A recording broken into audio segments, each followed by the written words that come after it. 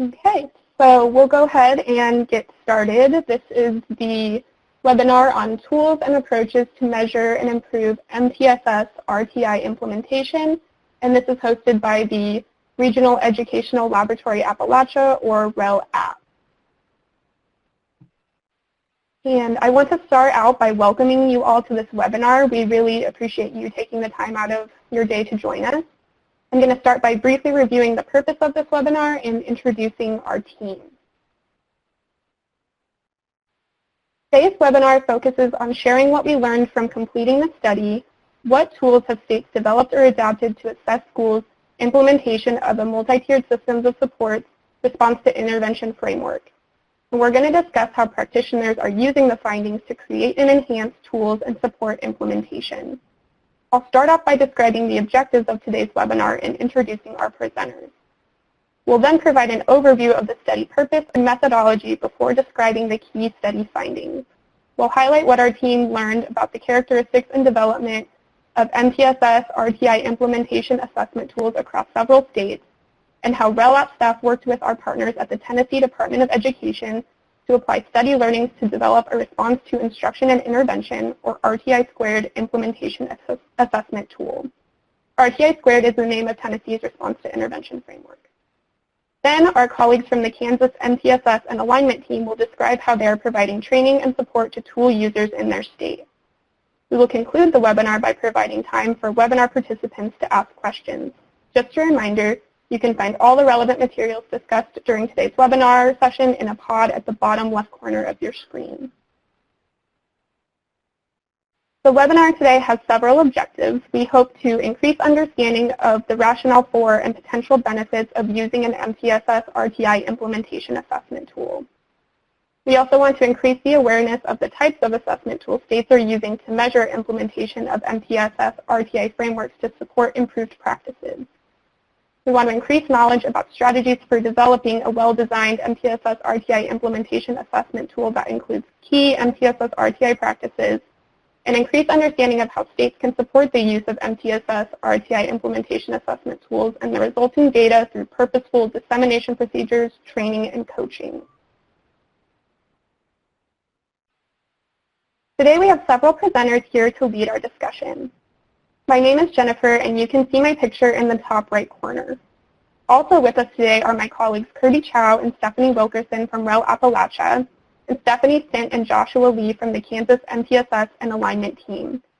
We encourage you to put all questions in the chat box throughout the webinar, and we will either answer those questions that are important for understanding the content of the presentation at the time in the chat, or we'll save them till the end during the Q&A session.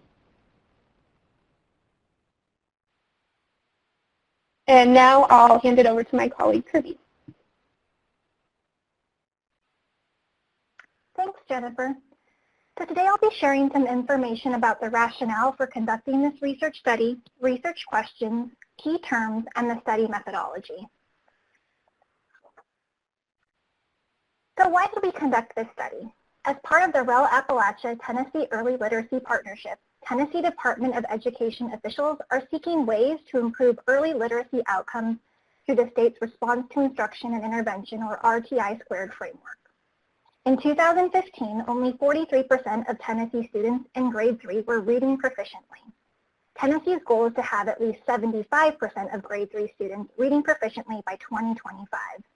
And the state's RTI squared framework, which aims to prevent reading problems from escalating, is used to inform decisions about students' eligibility for special education services based on their limited responsiveness to evidence-based interventions.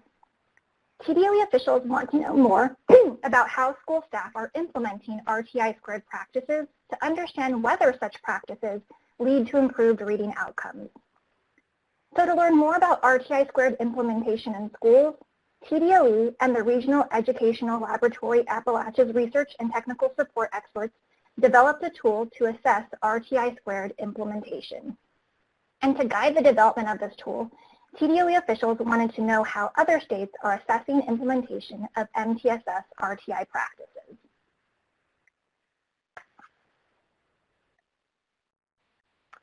So you may be asking, how does measuring MTSS or RTI implementation connect to student outcomes?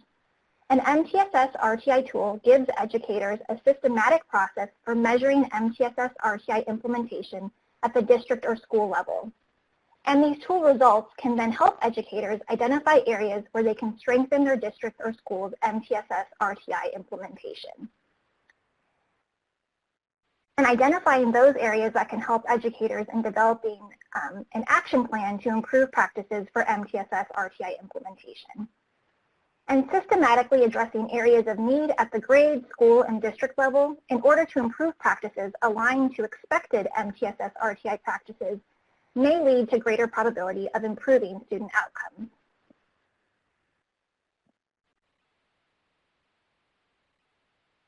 So for this study, we were interested in answering the following questions. What types of tools do states use to assess MTSS RTI implementation to ensure that districts and schools implement practices consistently and as expected? Second, what processes do states use to develop or adapt these assessment tools?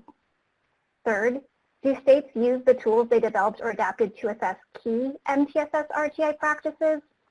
And fourth, what approaches do the 8 states selected to participate in interviews use to support districts and schools in using the assessment tool? We also wanted to take some time at the beginning of this presentation to review a few key terms that we will use throughout the presentation.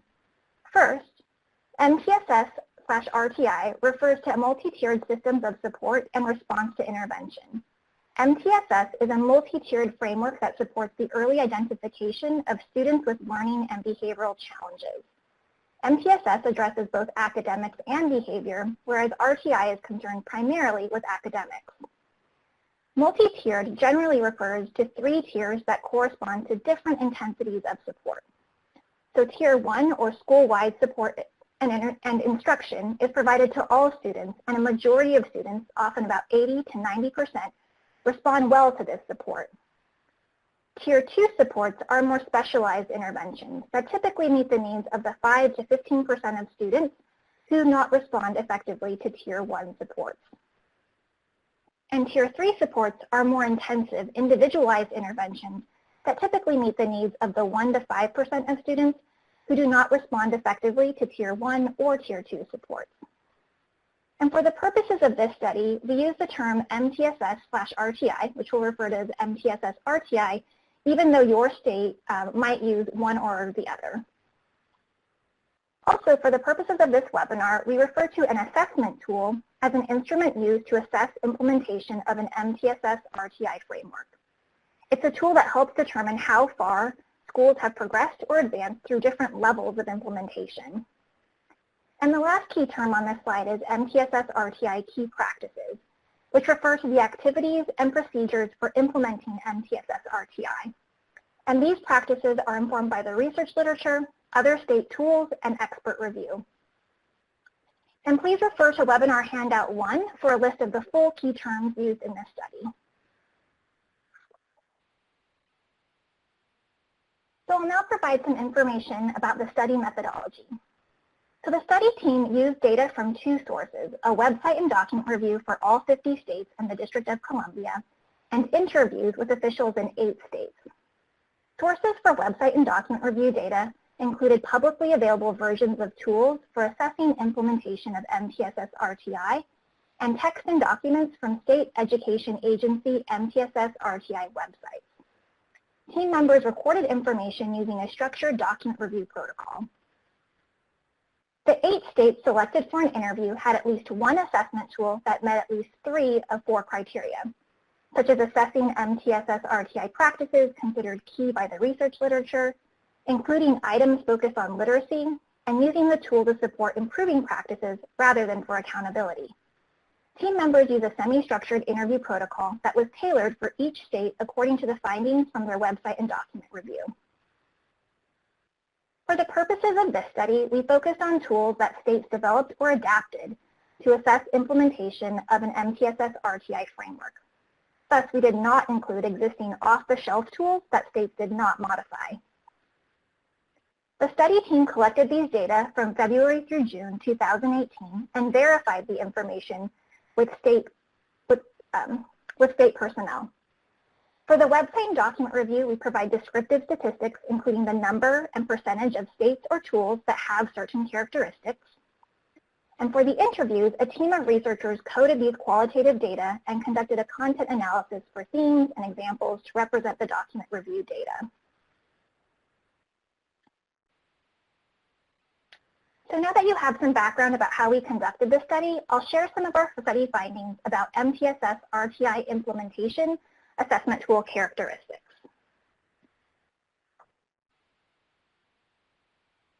As a first step, we wanted to know how many states are using MTSS RTI assessment tools. We found that 21 states developed or adapted a total of 31 tools to assess implementation of an MTSS or RTI framework. Of the 21 states that developed or adapted an existing tool to assess implementation of MTSS RTI practices, 15 states developed a new assessment tool, 5 states adapted an existing tool, and 1 state developed a new tool and adapted an existing tool. 7 of the 8 state officials interviewed reported that their state had developed a tool, 5 of them because there were no existing tools that aligned with their state's MTSS or RTI framework at that time. Examples of the existing tools that states adapted included Florida's self-assessment of MTSS implementation, also known as the SAM, Michigan's Reading Tiered Fidelity Inventory, also known as the RTFI, the National Center on Response to Intervention Fidelity of Implementation rubric, and the School Implementation Scale by Erickson, Noonan, and Jensen. In addition to these 21 states that developed or adapted an existing tool to assess implementation of MTSS RTI practices, 10 states used tools developed by another state or an organization without modification. 7 states used tools that were in development or under revision, and 6 states were not using a tool. So we want to highlight here that the remaining study findings will focus on the green boxes, that is the 21 states that developed or adapted 31 tools. So our team also examined what types of tools states are using. States that developed or adapted an MTSS RTI assessment tool used 4 types of tools that are shown in this table. They include rubrics, rating scales, checklists, and surveys. On that first row, it shows that a rubric provides clear, specific descriptions of practices for each level of implementation, and users then pick the description that aligns with their level of implementation. We found that 13 of the 31 tools, or 42%, were rubrics.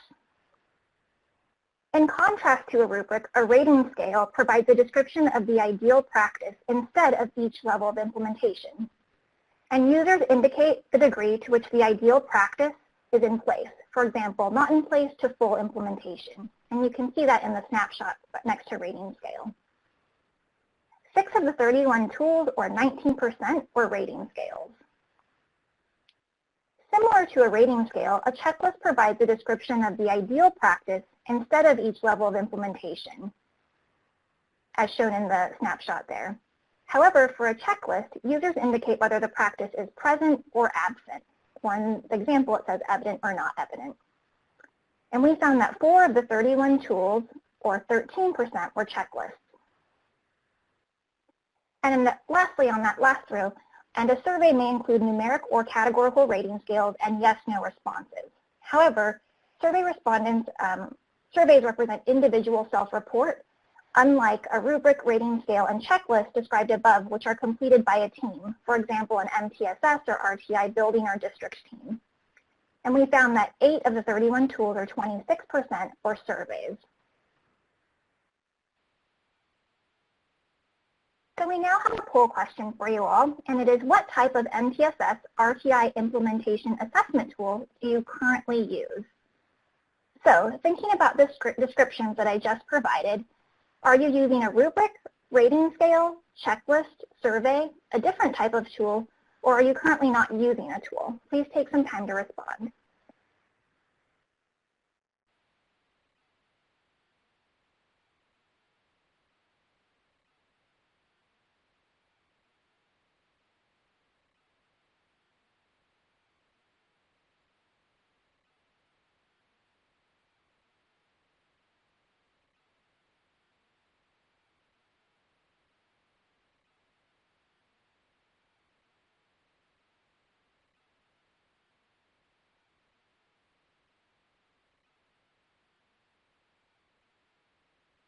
So it looks like most people may have entered their responses, and over half of people report using a rubric, that's 60%, and then others are using a rating scale, checklist, a survey, and then about a quarter are also not using a tool.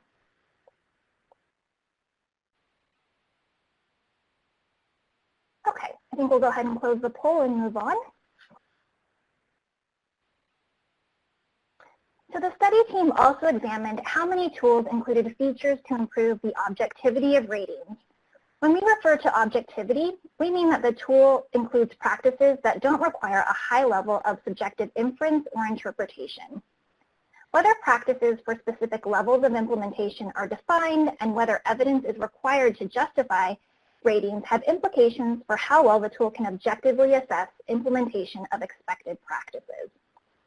Almost half, or 48% of the 31 tools, were designed to assess the practices in place to meet specific levels of implementation.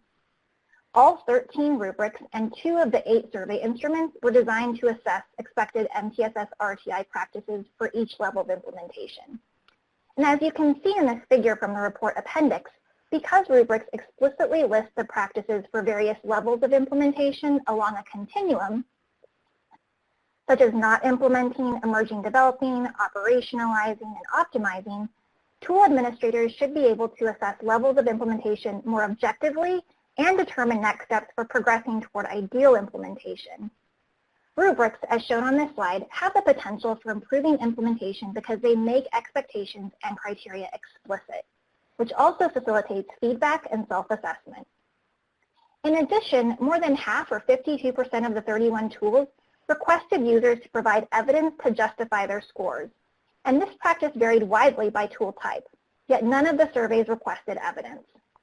For example, schools might be asked to submit coaching plans, master schedules, an assessment calendar, or intervention plans to substantiate ratings on the tool.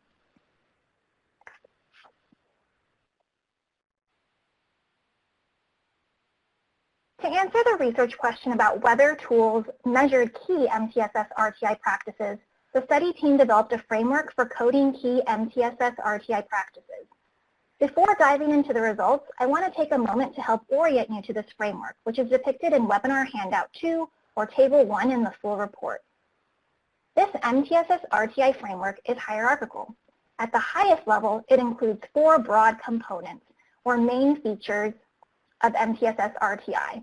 In the table, these are the dark blue rows in all caps. The 4 components are administer assessments, offer multiple tiers of instruction and intervention, support database decision-making, and support infrastructure practices for MTSS RTI implementation. These components comprise more detailed subcomponents or specific aspects within a component. In the table, these are the light blue rows with italicized fonts. One example of a subcomponent is administer universal screening measures. For coding purposes, a component was considered to be addressed only if it comprised all associated subcomponents. So for example, a tool was considered to address the component administer assessments only if it included items that addressed both of its subcomponents, that is, administer universal screening measures and administer progress monitoring measures. Subcomponents are then broken down further into dimensions that help define and measure the subcomponents. In the table, these are the white rows. An example of a dimension is use reliable and valid screening tools. So broad MTSS RTI practices are considered general activities that lack explicit detail that educators can interpret and implement in various ways. This study classifies components and subcomponents as broad MTSS RTI practices. In contrast, specific MTSS RTI practices describe precise actions in a manner that educators interpret in the same way and that support implementing a practice as expected by a state. For example, it specifies how to implement a practice, with whom, or how often. And this study classifies dimensions as specific MTSS RTI practices. After developing the framework for key MTSS RTI practices, the study team wanted to know whether and to what extent the 31 tools assess these key MTSS RTI practices. Tools varied in the specificity of their items, and this figure shows the percentage of the 31 tools that covered at least half of the components, subcomponents, and dimensions. A majority of tools assessed implementation of broad MTSS RTI practices, that is, the components and subcomponents. Nearly all tools, 97%, included at least 2 of the 4 key MTSS RTI components, and 94% of tools included at least 4 of the 8 subcomponents. For example, 81% of tools included items that assess whether schools administer assessments to identify students in need of intervention, and 90% of tools assess the practice of administering universal screening. However, fewer tools assess implementation of specific practices, that is, dimensions. Only 41% of tools covered at least 12 of the 24 dimensions. For example, 65% of tools assessed whether schools are expected to screen all students, and 48% of tools assessed whether schools screen students at least twice a year. This finding about the specificity of tool items is important because a tool that defines expected practices at the dimension level describes the practice in a concrete manner that educators should be able to interpret in the same way and that supports implementing a practice as expected by a state. As a reminder, this includes things like specifying how to implement a practice, with whom, or how often. These specific practices reduce subjective inference in item interpretation and rating assignment, thereby increasing the likelihood of inter-rater agreement and reliability for the instrument. Thus, tools that assess specific MTSS RTI practices at the dimension level are more likely to yield reliable feedback that schools and districts can use to improve MTSS RTI implementation. So we have one more poll question here. So we're interested in learning more about the tools you use. If you use a tool, does it assess implementation of specific practices? As a reminder, these specific practices describe how to implement a practice, with whom, or how often, and they provide enough detail so that raters can interpret items in the same way.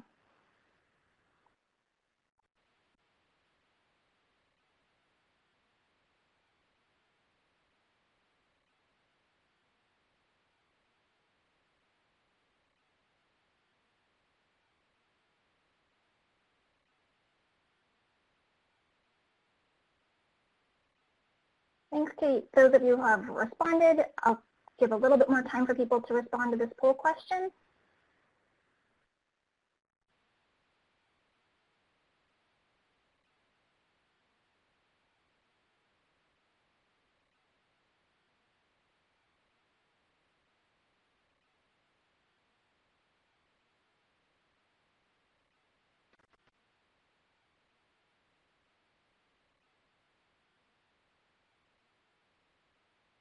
Okay, it looks like about half say no, about a third said yes that there are tool measures with the practice, and about a third are a bit unsure at this moment. So thank you for completing that poll. I'm now going to hand it over to Stephanie Wilkerson, who will tell you more about the tool development and refinement process. Okay, thank you, Kirby. So we just heard about tool characteristics that we learned from the study, and I'm going to talk now about our study findings that focused on the processes states use to develop and refine their implementation assessment tools. We found 3 noteworthy approaches states use in their tool development and refinement process. I'll introduce them briefly here and then talk more about each one. The first is obtaining input from multiple users, as well as the research literature, to inform the content and structure of the tool. The second approach involves pilot testing the implementation assessment tool with intended users to learn how it can be improved. And the third approach is collecting data to establish the tool's technical adequacy. Here we're talking about the reliability and validity of the tool. And having information on technical adequacy indicates that a tool generates information users can trust.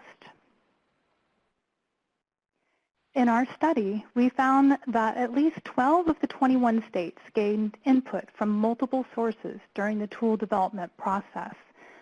These sources included internal state education agency staff, such as MTSS RTI experts and technical assistance providers, outside experts, such as university researchers, school representatives, and district representatives. And we also found that another source is drawing on the research literature to help identify those best practices to include in the tool. Obtaining input from different sources can be done throughout the tool development process to inform the content.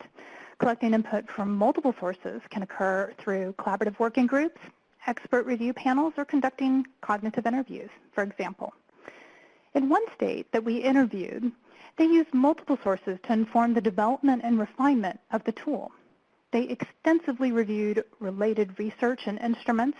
They convened an expert review panel of district, state, and national level experts on MTSS RTI. And they conducted cognitive interviews with district personnel when developing their tool. So as you can see, the state used a very comprehensive approach using multiple sources. Soliciting input from multiple sources ensures the tool includes content that represents the perspectives of different intended users, as well as existing research on best practices. States might conduct a pilot test of their tool to collect data for refining the tool before finalizing it. A pilot test provides states with an opportunity to answer questions such as, did intended users understand the tool content and terminology? Did they follow the intended process to complete the tool? How long did users typically take to complete the tool? And also, did they perceive this as a reasonable amount of time? So the pilot can help us gain information that we can use to improve the tool so that implementation is easier and more feasible for intended users. These are all questions to answer before scaling up a tool across the state. Based on our website and document review, 8 of the 21 states conducted pilot tests or small-scale trial runs to examine how potential users might use the tools. From the interviews we conducted, we learned that the state I referred to in the previous slide also conducted pilot testing to examine how potential users navigated the tool and to gather data for establishing the technical adequacy of the tool. While far less common, establishing a tool's technical adequacy is also an approach some states might consider during their tool development and refinement process. When we think about what makes a tool technically adequate, we're talking about the tool's validity and reliability. So validity here refers to whether the tool assesses what it is supposed to assess.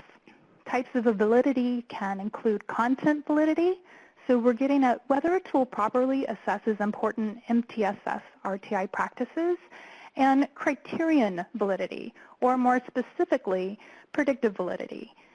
So here, an example would be how well scores on one measure, such as tool ratings, predict scores on another measure, such as student test scores. Reliability refers to the extent to which a tool produces similar results under consistent conditions. One type of reliability is internal consistency, which focuses on the consistency of results across items on a tool. So for example, tool users who responded one way to items about, say, the administer assessment component of a tool tend to respond similarly to other items measuring that same component. So despite the importance of establishing a tool's validity and reliability, signaling that a tool generates information users can trust, only one state had publicly available information about the tool's technical adequacy. So keep in mind, more states might have technical adequacy information for their implementation assessment tool, but it wasn't available publicly at the time we did our review. The one state with publicly available information is worth pointing out. They had conducted a pilot study and they used the results, the data, to produce a technical manual that describes the process for addressing the tool's validity and reliability. The tool developers in this case were able to ensure content validity, indicating that the tool properly assessed important MTSS RTI practices. They did so by gathering input from multiple sources during and after initial tool development. And to establish criterion validity, the developers correlated scores on the tool with student behavioral and academic outcomes. The developers also examined internal reliability, indicating whether users respond similarly to a set of items assessing the same MTSS RTI component. Now, in the next poll, we would like to hear from you. If you currently use or know of a state's MTSS RTI implementation assessment tool, do you have information about its validity or reliability? So here you'll see the response options are yes, no, or unsure.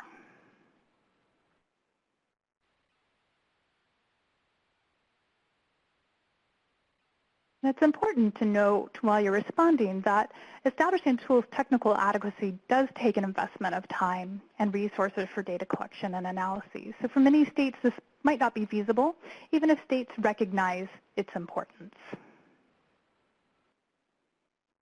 Okay, we're going to close the poll in 5, 4, 3, 2, and 1. All right, I didn't see the results. I believe that I saw the majority of people had responded that they did not have validity or reliability data, whereas some were unsure, and even fewer, only 14% of our attendees today indicated that they do have information about the validity or reliability for their state's tool. Okay, now I'm going to hand it over to Jennifer, who is going to share how our research study results informed the development process for the Tennessee Department of Education's response to instruction and intervention, they call that RTI squared, implementation assessment tool. Thank you. Hi, everyone. Like Stephanie mentioned, I'm now going to discuss how our team worked with our partners at the Tennessee Department of Education to use findings from the research study to inform the development of their RTI squared implementation assessment tool. And like Stephanie just mentioned, RTI squared refers to their RTI framework and stands for Response to Instruction and Intervention. Through the Tennessee Early Literacy Partnership, REL App staff provide technical support, training, and consultation activities to support TDOE staff in developing an RTI squared implementation assessment tool. One of the implications of the research study is that it helped to inform the development of Tennessee's RTI squared assessment tool. Partnership members designed a tool that measures key RTI practices.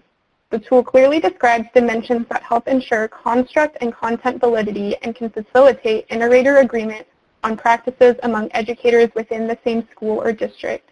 The team also ensured that key practices aligned with Tennessee's RTI squared manual. The tool also uses a rubric format that describes explicit practices for each level of implementation so that users have the information to determine next steps toward ideal implementation.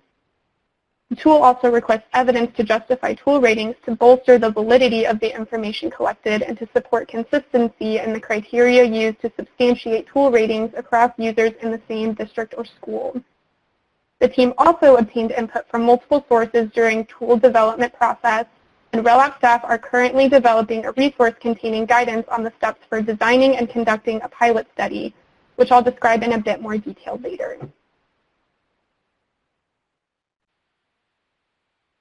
So on your screen, you'll see a snapshot of Tennessee's RTI squared assessment tool. It includes key RTI practices at the component, subcomponent, and dimension levels, which Kirby discussed earlier. In this snapshot, the component is assessment, the subcomponent is diagnostic assessments, and the dimension is testing students identified for intervention. And you'll see there's arrows pointing to the component, subcomponent, and dimension on the slide. You'll see that the tool uses a rubric format that describes each level of implementation as shown in the yellow shaded area, ranging from ideal practice to less than ideal practice. The ideal practice in this case is Almost all students identified for Tier 1 or Tier 2 intervention complete informal, formal diagnostic assessments. The less than ideal practice in this case is students may complete informal or formal diagnostic assessments only after they've shown a lack of progress in an intervention. And then you'll see on the right-hand side that the tool requests specific sources of evidence to justify tool ratings, in this case, diagnostic assessment files or samples of diagnostic data collection plans.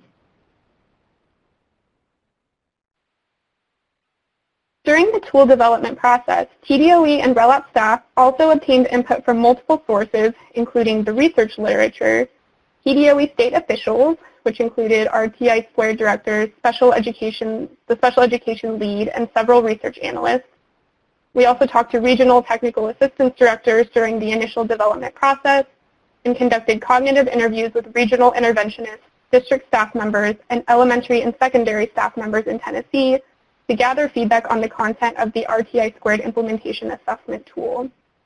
TDOE staff expressed interest in learning more about the process for pilot testing their RTI Squared implementation assessment tool. The REL App staff are developing a resource containing guidance on the steps for designing and conducting a pilot study, including developing evaluation questions, deciding on data collection methods, selecting the study sample, conducting analyses, and reflecting on results and determining action steps. The resource is designed to meet TDOE's needs and is also intended to serve as a resource for other state education agencies interested in pilot testing and initiatives.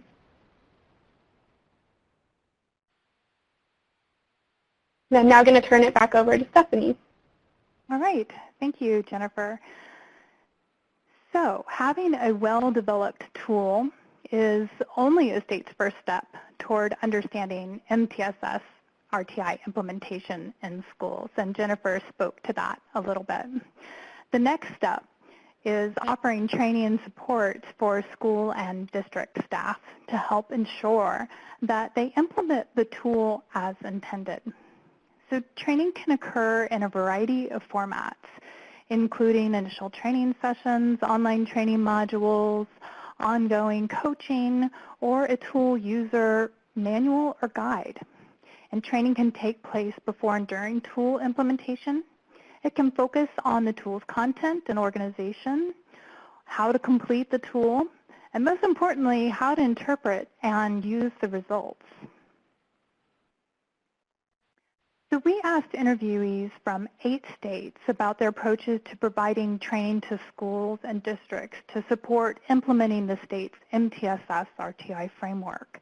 We learned from 6 of those states how trainers and coaches use communication processes and strategies to support that local level of implementation. 5 interview respondents reported having state-level coaches who supported tool use. So for example, one interview respondent explained that coaches were responsible for entering data from the tool into an online dashboard so they could review the data with district and building leadership teams to support action planning. So that was a strategy that created a feedback loop between the coach and those involved at the district and building level. Another state respondent explained that school personnel used the tools with support from a state coach for the first 3 to 4 years, and that state-level MTSS RTI coaches monitored districts' data and guided schools in problem solving as needed. So in that case, there's a long-standing partnership with state support for implementing and using the tool, as well as implementing those MTSS RTI practices as intended. We also learned that trainers or coaches in 6 states maintain contact with district and school staff to encourage continued use of the implementation of their tools.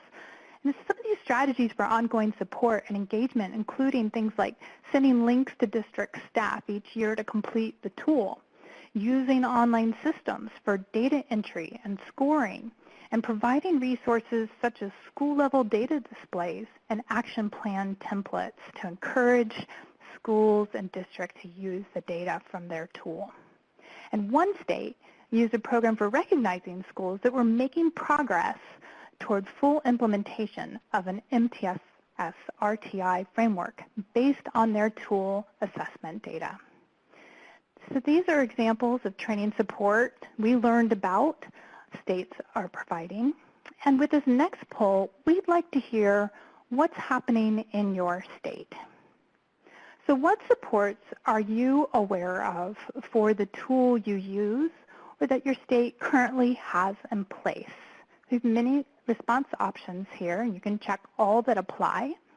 So initial in-person training session, online training modules, coaching, a user manual or guide, another form of training support. You can also indicate that you don't use a tool.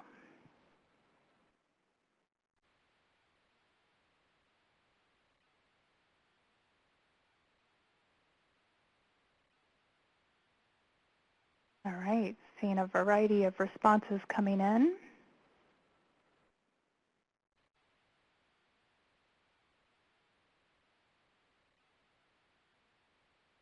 Okay, and we will close the poll in 5, 4, 3, 2, and 1. So it looks like for the majority of folks who are aware of a tool that their state has in place with training, that state level support is focused around initial in-person training sessions, so about 54%. And then we're seeing second, there's that coaching element, so that side-by-side aspect of providing support. And then we've got a couple participants on our call today who are aware of online training modules or a user guide. Thank you so much for completing the poll. All right, so next we want to give you a feel for what training support looks like in an actual state. Stephanie Stent from the Kansas MTSS and Alignment Center will share information about the MTSS implementation assessment tools Kansas is using and how they are supporting districts and schools in using these tools. Stephanie is also joined by her colleague, Josh Lee. Hi, everyone. My name is Stephanie Stent, and I'm here with my colleague, Josh Lee. And we are both district alignment specialists for the Kansas MTSS and Alignment State team.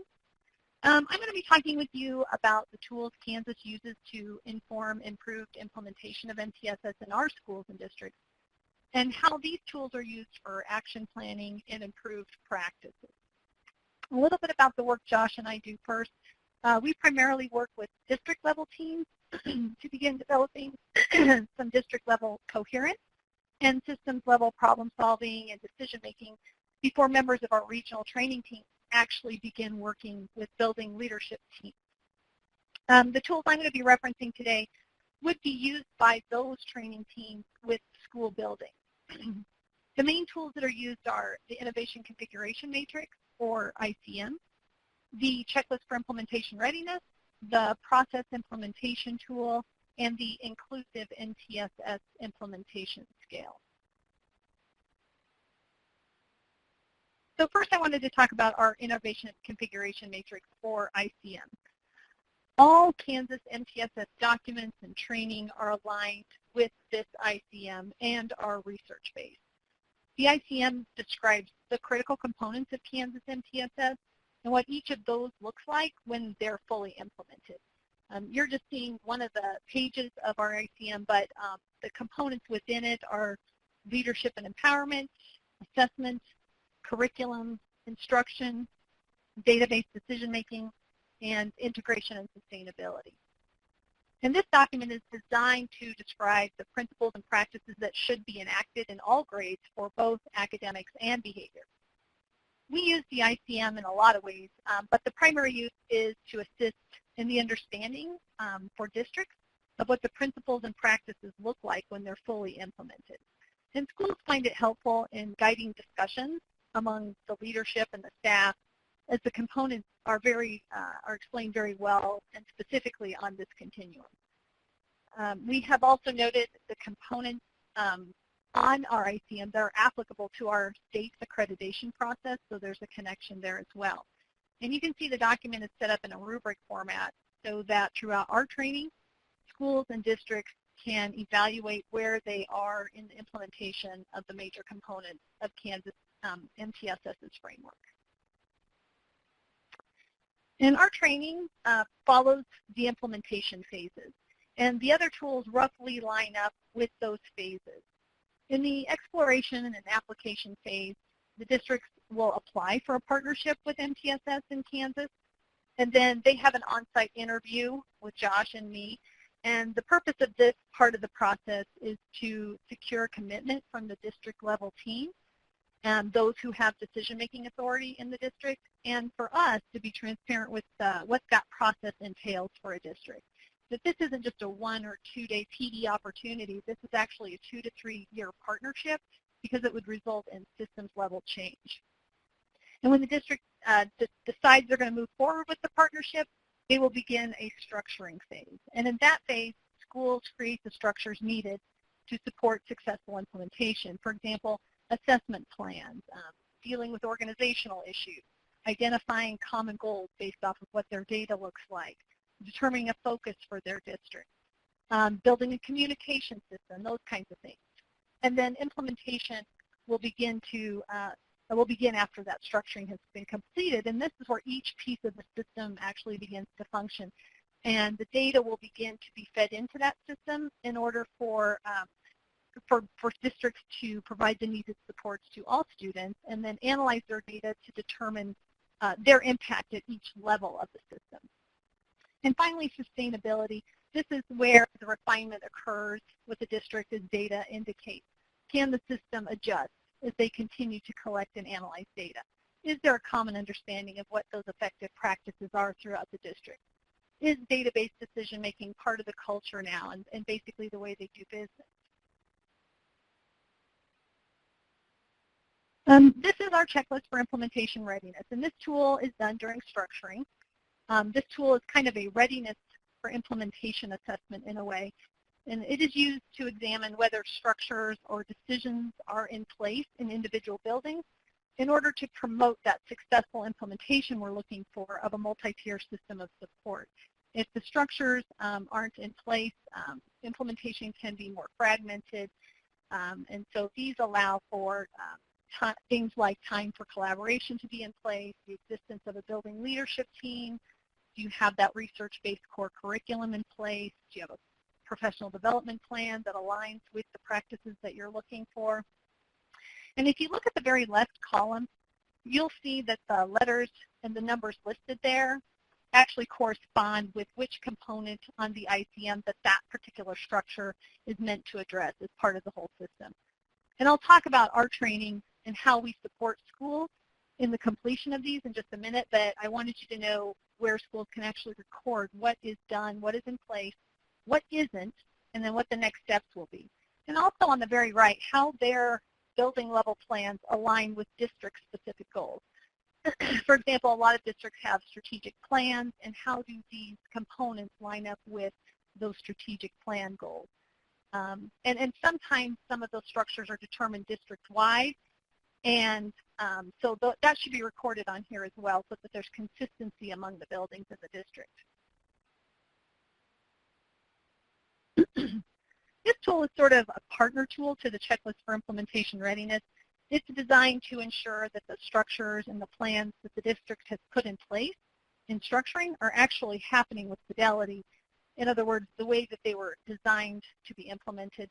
And it looks almost the same as the checklist for implementation readiness, but the question it asks the building leadership team to consider are slightly different. It doesn't just ask if you have it, but are you actually doing it? And also, how do you know? And the final tool I want to talk about is what's called the Inclusive MTSS Implementation Scale, or IMIS. The IMIS is an online survey that's intended to inform each building level team of their progress toward implementing the Kansas multi-tier system of supports and alignment. This survey is designed to capture all of the instructional staff's perception on how well they have adopted the MTSS principles and practices and their individual implementation of those. And this survey is actually administered usually toward the end of the first year of implementation with the school and a district, and the data collected from it is used by each building leadership team to inform decisions on what actions should be taken to improve the functioning of the school's MTSS framework. And you can see some example questions here to kind of lead to how well is the communication occurring. Here's a couple of other examples, just so you get a feel for what kinds of questions this tool asks for. And here's an example of some data that can be generated from the IMIS and how that can be used to compare from a variety of different perspectives. In this example, you can see that the staff perceive that if you just look at the first two questions, the staff perceives that their interventions are actually meeting the needs of the students in reading more than their research-based core curriculum does. And so the building or district would want to have conversations if that has been confirmed through other pieces of data, that we want to focus our efforts on improving the effectiveness of our core reading program, either through professional development or taking a look at our fidelity to our curriculum. The other interesting thing about this particular comparison is that you can see the BLT's perception versus those that are not on the BLT. And you can see that there's a discrepancy here, that the BLT perceives that their level of implementation of those things is higher than those who are not on the building leadership team. So an MTSS state trainer could use this to facilitate a discussion with the building as to why that discrepancy might have occurred and what communication or professional development then needs to occur after that. And reports for this can be generated from a variety of angles, so that this data actually can and should be looked at the district level as well, because it might be less of a building-specific issue and more of a district-wide issue. And the tools that I just talked about, the training of those just occurs within the context of our entire training model, and that's what this graphic represents. The expectation for our training is that districts build a mechanism for feedback, data analysis, and communication throughout the system. So it's important to understand this set of feedback loops in order to understand the training associated with each tool. The set of feedback loops is comprised of the district leadership team, which is on the very right here, and their job is to improve the district system. And the building leadership team, which is in the upper left, their job is to implement certain practices and procedures to improve the whole building system. And the collaborative teams in the lower left, their job is to improve instruction at the grade level, classroom level, and small group level. And Josh and I mainly work with that district leadership team on the right, and we train them and work with them on the standardization of certain practices and building coherence across the system. And then we have regional state-level trainers that are comprised of reading, math, behavior, and preschool specialists who train building leadership teams, or BLTs, which are comprised of representation of each member of, or each of the collaborative teams. And the regional team of Kansas MTSS state trainers train and support the BLTs, or the building leadership team, in the use of these tools at different phases of implementation, and then how to use those tools and the data from them to improve implementation. Our trainers may have building teams work on specific sections of the tools throughout the year of training and then come back at subsequent trainings and discuss what comes next for that BLT.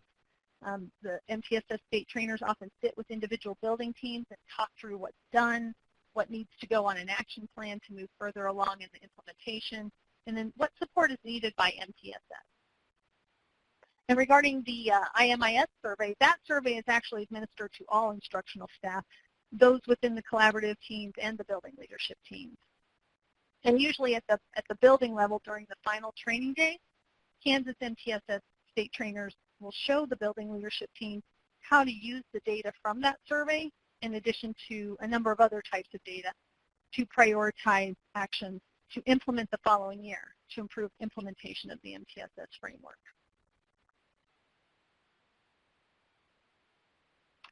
So finally, I just want to review the training and coaching piece. First, districts must apply to participate in our training, which includes that application and on-site interview that I spoke about.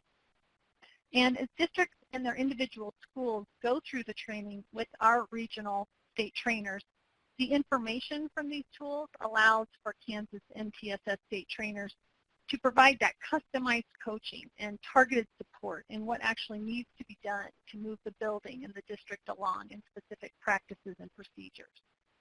And customized coaching can come in a variety of formats. It could be on-site, it could be Zoom calls, whatever. A lot of schools like on-site support, but very large districts oftentimes want very intense training of their instructional coaches who then support individual buildings. And in addition, our trainers adapt their training to how districts use and complete the tools. So they are also used as a vehicle to provide our trainers with feedback for future trainings and support. So our training is not focused so much on how to complete these tools, but these tools are part of the entire training process to help schools self-evaluate what is in place and what still needs to be attended to. And it allows us to provide that customized targeted support for buildings, because not all districts are the same, not all schools in the district are the same or at the same level of implementation.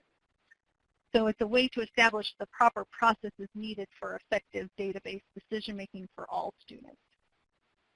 And in Kansas, all of these tools are used in an ongoing manner to inform action planning as districts work through the phases of implementation with the support of an MTSS state trainer. And ideally, schools would continue to use the ICM, the IMIS, and the process implementation tool throughout sustainability as guides to improve their MTSS framework and to continually improve. So with that, I will hand it back over to Jennifer for our questions and answers. Thanks, Stephanie. So it looks like we've gotten a couple questions in the chat throughout the presentation, so thank you to those of you who posted in there. And if anyone has any questions that they've been holding on to, feel free to put them in the chat now so we can talk through some of those. So I think we'll start. There was a question earlier that asked, did all types of tools address dimensions or only certain types of tools? And you'll remember that Kirby talked about components and subcomponents and then dimensions, which were those specific MTSS RTI practices. Kirby, can you speak to that? Yes, thanks, Jen. Thanks for asking that question. So all of the tools and all the different tool types actually did address at least one of the dimensions. And typically the rubrics had more descriptive information, as you might expect from looking at those examples. And they often had more examples. A higher percentage of those rubric tools had included dimensions in comparison to the ratings, in comparison to rating scales and checklists.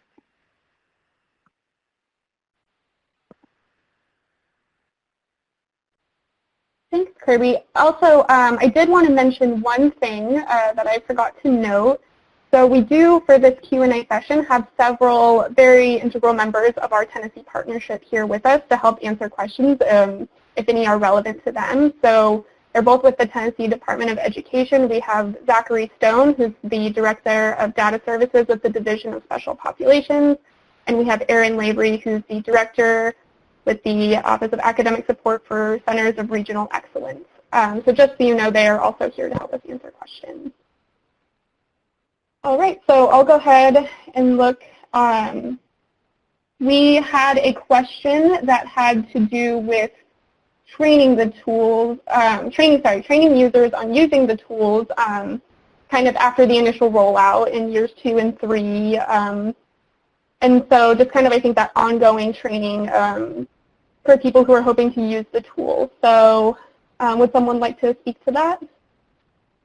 Yes, this is Stephanie Wilgerson. I'm going to jump in here. Thank you so much for the question. I think it's a really good one, especially when we saw the results from our poll that indicated that the majority of folks who knew about training or participated or delivered training had that initial training session, but there wasn't a lot happening after that. And I think there was only one participant who indicated there was a training module and one with a user guide or manual. So this is an excellent question. What happens in year 2 or 3? There may be that ongoing follow-up, but when you have new teachers or coaches coming into the school or district, how are they getting trained on using these implementation assessment tools?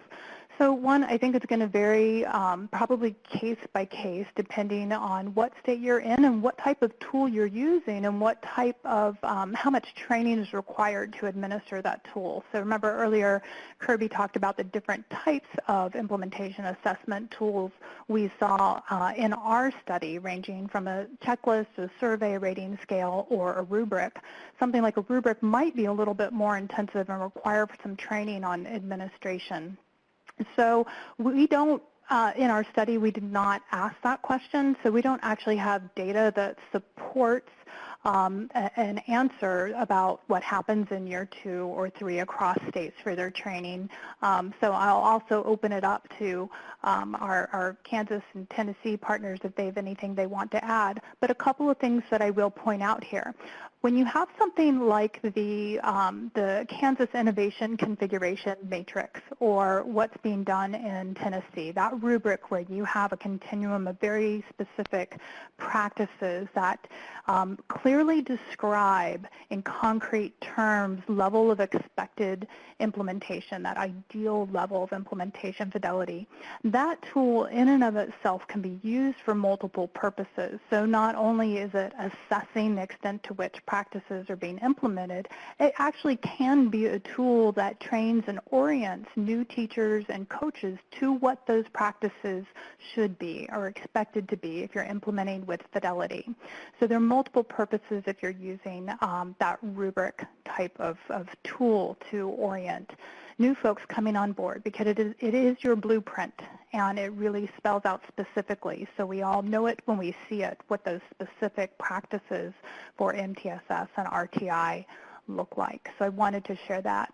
Also, one of the things that we're working on in our partnership with Tennessee really gets at what happens in that year 2 and 3, and also being mindful of state capacity and bandwidth to continue to deliver training. So part of what we're doing is developing online training modules, and those are ones that can be accessed by individual schools or districts in real time when they need it. So having something like that is kind of that on-demand and accessible either through a training module or like a user guide or a manual can be very helpful for orienting the smaller group of people who may be coming on and missing that initial training session and need to catch up with others. I'll open it if any of our other presenters would like to add. If not, I'll hand it back over to you, Jennifer, for the next question. Thank you, Stephanie. We have another great question where someone asked, is there a way for us to figure out what implementation tool our state uses if we don't know? And I think Kirby will be able to speak to that. Yes, that's a great question. And so at the time of the study, when it was conducted in 2018, when we collected information, we did create tables in our appendix document that you can find on the IES website. And it's actually in an Appendix B where we provide the names and the names of the states and the tools that are included in the study. And then we also include all the names of the states and state tools that were not included in our study in which they didn't adapt or develop a tool. So it lists the names, the year it was published, and then also we have hyperlinks for those tools. I do want to note that as we were conducting this study, we realized that things were actually kind of quickly changing, as some states were actually perhaps shifting from using RTI to MTSS, and so some of their tools and websites were changing, or they told us that they might change within the next year. So I'd also recommend checking your state's RTI or MTSS website and looking at any implementation resources they might have, which then might have links to these different tools that states are using.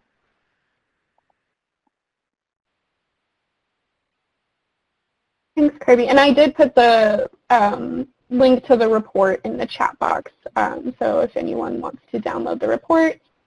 And Kirby, can you just remind us again what appendix that's in? Yep, it's Appendix B, and it's actually Table B3 and Table B4. Perfect. Thank you, Kirby. Mm-hmm. So I have a question now for our Kansas and Tennessee staff that are on the phone, and I think this is a particularly relevant question given everything that's been going on recently. So the question is, given states' current focus on supporting schools through COVID-19, how do you see your state's MTSS or RTI frameworks and tools helping next school year? Hi, this is Erin. Go ahead. Go ahead, Erin. Okay, thank you. We've worked really hard over the last several years through our RTI squared framework to really establish problem solving that's based on multiple sources of evidence and data.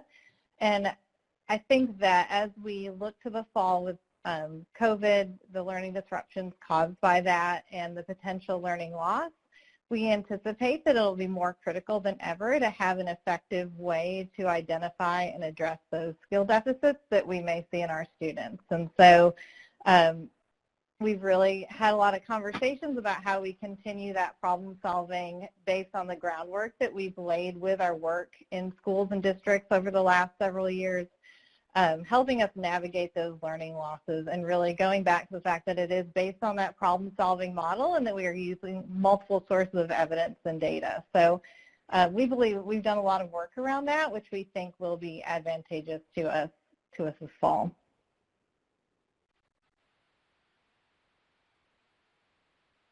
Thanks, Erin. That was really helpful perspective. Does anyone else want to share in response to that question?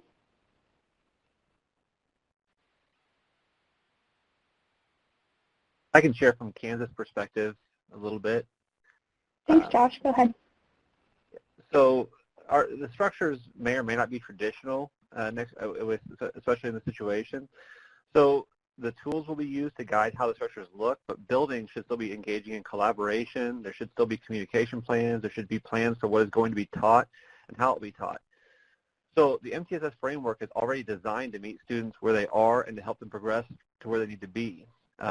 When our time with students can be somewhat limited as far as like our in-person time based on distance learning and other factors related to the pandemic, it becomes more and more important that we make the most efficient use of our time with students.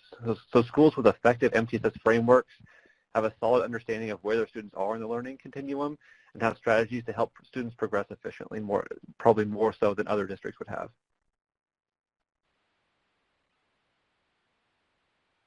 Thank you, Josh. All right, so we had another question in the chat earlier, and it was asking about the formal implementation of tools that have been developed, and so I think making sure that tools are appropriate to the districts in the state that they're being implemented in, and thinking about that demographically, and then urban versus rural versus suburban students. So does anyone want to speak to their thoughts on that? This is Stephanie Wilkerson. I can jump in and then open the floor to anybody else who would like to respond as well. I think this is a really important question, and again, I just want to preface by saying we didn't look at this in terms of the study that we're reporting on today, but what we learned in this process, I will speak to the value of conducting a pilot study. So determining how an implementation tool plays out, its level of feasibility, are there resources to support implementation of the tool? Is there the capacity to do that? All these things could vary just by, demographics. Is there enough funding and resources? Is it different in different school settings, large schools, small schools? All these are the types of questions that can be answered through a pilot study. So when you conduct a pilot study, during the development process of your tool, you're going to try it out in these different contexts that you think might vary in your state. And so that is an excellent practice. And as far as a district level tool, are some of the tools, and I'll let Kansas or Tennessee speak to the appropriate use of tools at the district level. I'm sure that some are, and what we have learned and recognized is the need for districts to be able to collect school-level implementation data and aggregate that, disaggregate it, see it different ways so that districts can create a data-informed plan for providing that coaching and professional learning support for MTSS RTI implementation. implementation. So in that case, a district might not necessarily be completing a tool that is designed specific for district-level MTSS or RTI practices, but they are using the school-level, building-level data to inform what they are doing. And I will open the floor to anyone else who might want to speak to this question.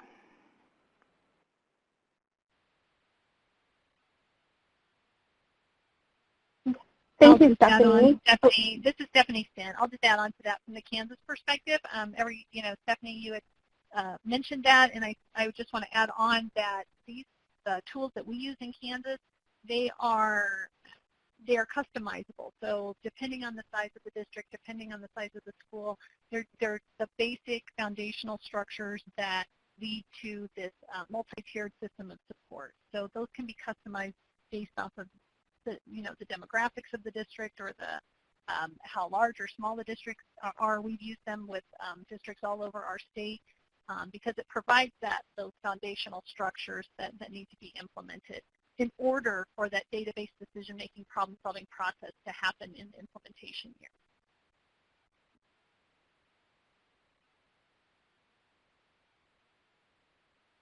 Thanks for adding that, Stephanie. That's great. We have a few questions that are specific to our Tennessee team. And also, just really quickly, I do want to encourage people that have any questions to feel free to post them in the chat because we do have plenty of time to answer your questions.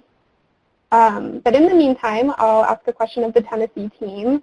And like I mentioned during the presentation earlier, Tennessee is developing their own tool, and they elected to use a rubric format, which, as we described, has levels of implementation from ideal to less than ideal practices. And so can someone on the Tennessee team speak to why Tennessee chose to use that format for their tool?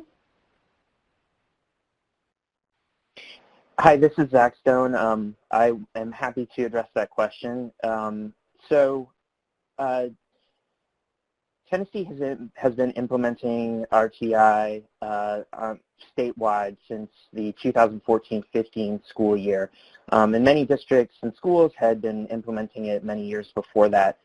From some of the research that we had done, just looking at that implementation in the last 5 years, we knew that schools and districts were implementing the primary components of the RTI squared framework. So we knew at that point that we were doing it. What we didn't know was how well they were doing it. So we could say that we understood this surface level implementation was going on, but we didn't have a lot of insight into exactly how well they were implementing.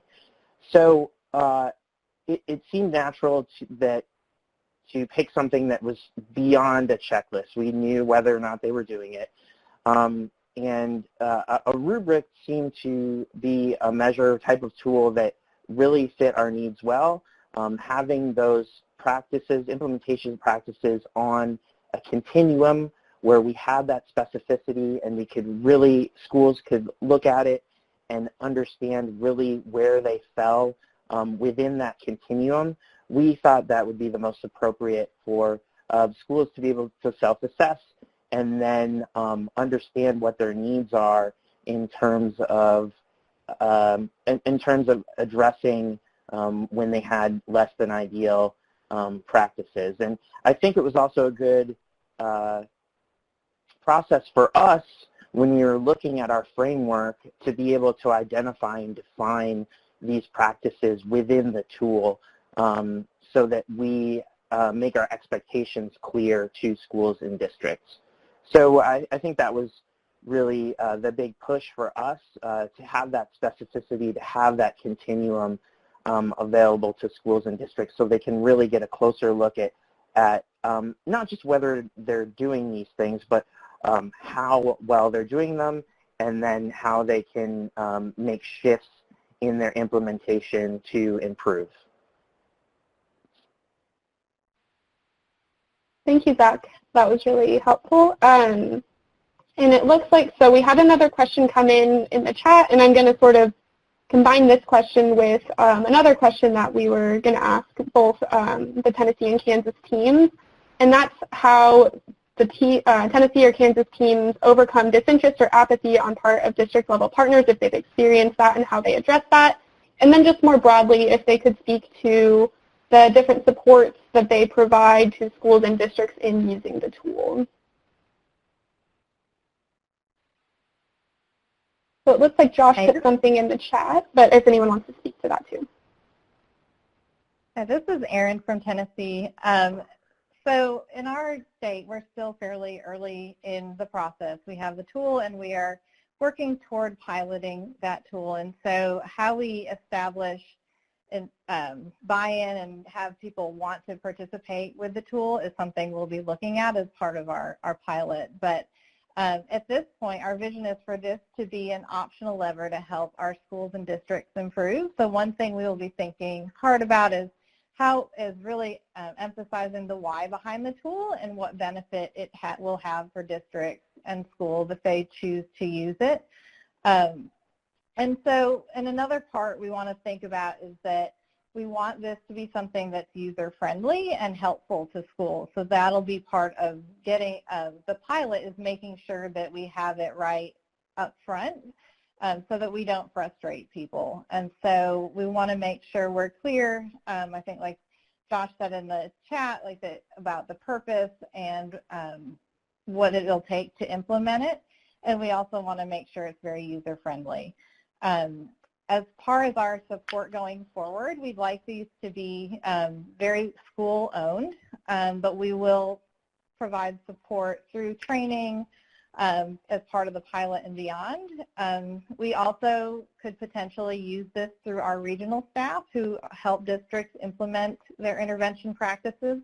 They work with some of our districts to help diagnose needs and identify areas of strength and then plan for improvement. And so this may be a tool that we can use to help support that process and really help districts identify their needs and then work with them to help improve those areas. So like I said, we're still early in that process and really hoping to use the pilot as a way that we can learn how we can best support. But I think it'll be a good lever for improvement across the state, and that's what we're really hoping that people see it as.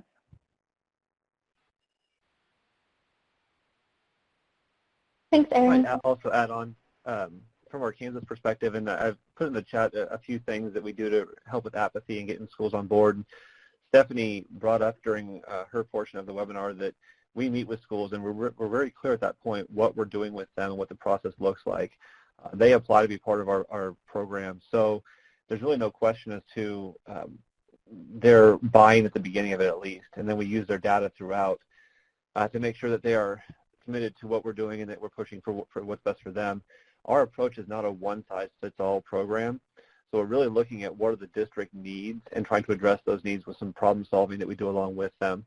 And the one other thing I want to point out there too is as we use these tools, we can find out exactly what areas maybe that district is needing some more support with and really target our help for those areas to make it seem like it's more personal for what their needs are and then to add some value to doing the tools in the first place.